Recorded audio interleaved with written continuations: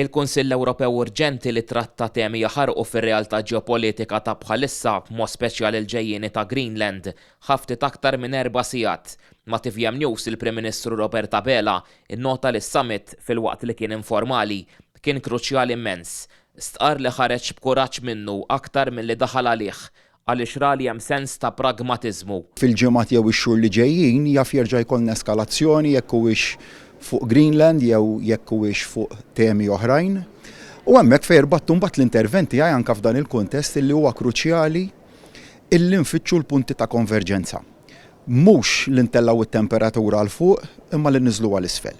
Kruċjali għal Dr. Abela li l-President Amerikan Donald Trump mar lura minn kelmtu dwar it-tariffi kontra min jopponih milli jieħu Greenland. Direttament jew indirettament, it-tariffi li setgħu jiġu imposti, waħda mill-miżuri li kienu qegħdin jiġu proposti, se kienu ser waslu għal żieda fil-prezzijiet li jimpattaw liċ-ċittadini tagħna.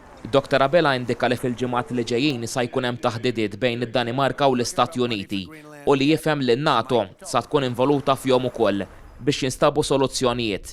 Sallum għal Dr. Abela, id-Danimarka qalet li soluzzjoni dejjema qatt m'hemmx. Fis-summit qamet ukoll il-kwestjoni dwar il-boards tal-paċi mwaqqaf minn Trump li għalih diversi mexxejja esprimew ix-xettiċiżmu tagħhom fosthom il-Prim Ministru Spanjol Pedro Sánchez illi eskluda li pajjiżu possibilment Spanja il qudiem anke sa tikkopera ma' dan il-board. U l-istess President tal-Kunsill Ewropew Antonio Costa li qajjem dubji serji dwar il-governanza dwaru.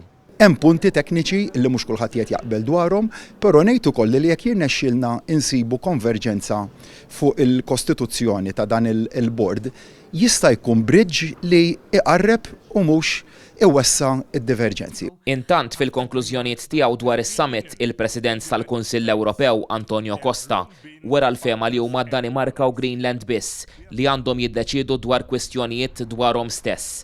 Qal ukoll li l-Unjoni Ewropea ilesta li taħdem mal-Istati Uniti dwar il-kwistjonijiet kollha ta' interess komuni, inkluż il-ħolqien ta' kundizzjonijiet għal paċi ġusta u dejjema fl-Ukrajna u l-implementazzjoni ta' pjan ta' paċi għal Gaza. Fit-tmiem is-summit indirizzat lill-medja fi Brussell, anke l-President tal-Kummissjoni Ewropea, Ursula von der Leyen, indikat li s-summit kellu lan li juri solidarjetà sħiħa ma' Danimarka u Greenland, li juri appoġġ ma' 6 stati membri li Trump għedded b'aktar tariffi, li tittieħed pożizzjoni deċiża, iżda mhux li teskala l-affarijiet dwar Trump u li jitqiesu kontromiżuri bit-tweġiba t-teddid ta' Trump bit-tariffi.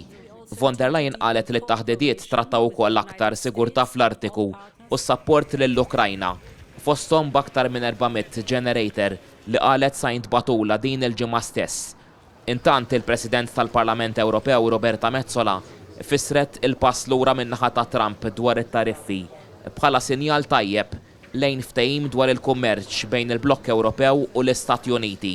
Il-Kunsill Ewropew li jmiss li qed jiġi deskritt bħala irtir informali huwa skedat 12 ta' frar illi ġej. Mal-medja Antonio Costa qiegħed jantiċipa li dan is-summit propju ħajsaħħaħ is-suq waħdini f'dak li sejjaħ kuntest ġeo-ekonomiku ġdid.